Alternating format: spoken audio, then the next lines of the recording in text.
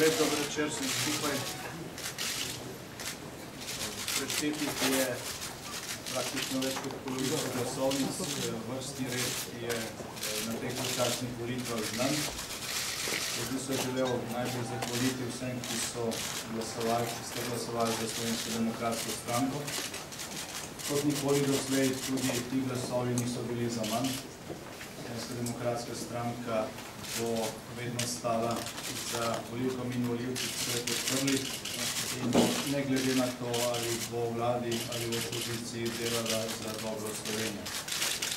Čestitamo tudi zmagovalcem, prav tako čestitamo vsem strankam, ki so prišli v parlament, še posebej tistim, ki so danes prvič postale parlamentarne. Rezultat, kakršen se nakazuje, ni bil tisto, kar smo si želeli. Pripričani smo tudi, da ta rezultat ni tisto, zaradi česar je Slovenija šla na predčasne volitve.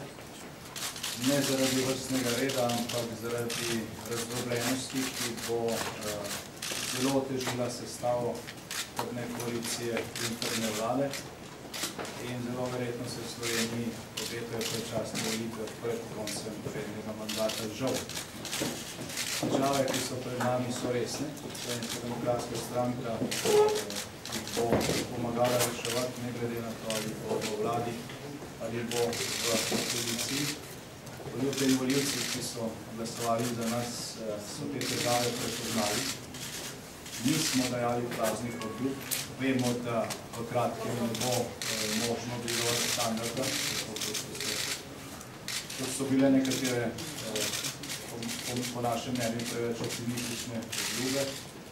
Je pa možno te težave z trdnim delom in sodelovanjem produktivno reševati in Slovenijo ponovno postaviti na noge, če ne bo izključevanja in če se ne bo ponavljala politika, ki smo jo spremljali zadnja 3 leta, sicer bo cena ponovno visoka oziroma višja, kot smo jo tudi plačevali. Želel bi se zahvaliti tudi našim kandidatkam in kandidatom.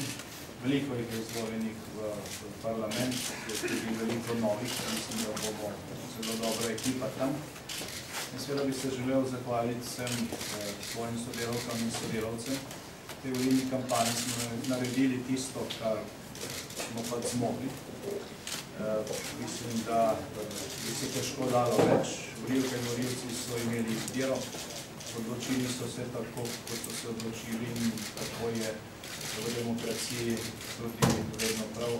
Oni imajo zadnjo besedo, to spoštujemo.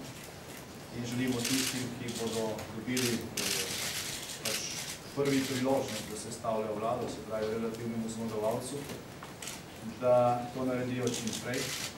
Naš predlog za spremembo ustave, ki bi omogočil enofazni postopek oblikovanja vlade, je še vedno aktualen.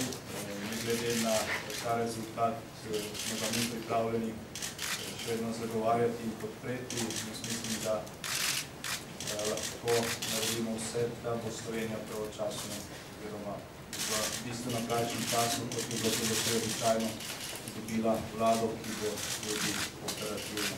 Kot pa že rečeno, razdrobljenost rezultata žal ne obeta neke koalicije, ki jo terja čas. Upajmo, da se moti, se pa bojimo.